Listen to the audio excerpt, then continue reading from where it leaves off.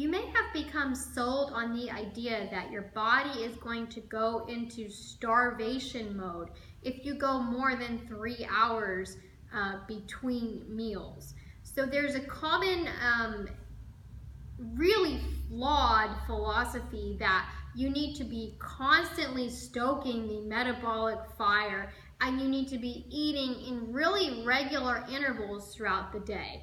And that if you don't, and that if you choose to just eat one large meal per day, your body will have essentially gone into starvation mode, and you will just store all the energy from the large meal as body fat instead of using it as energy throughout the day.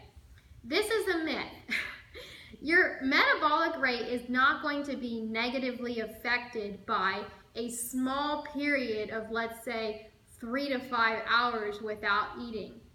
In fact, it's going to take a large amount of time in a caloric deficit or in a true state of fasting for your metabolic rate to actually drop off. And your metabolic rate is not going to drop off that significantly. So we find that even in starvation conditions, when individuals have decreased their intake by half of their daily calories, their metabolic rate does not drop very much. In fact, it usually only goes down by about 10 to 15%.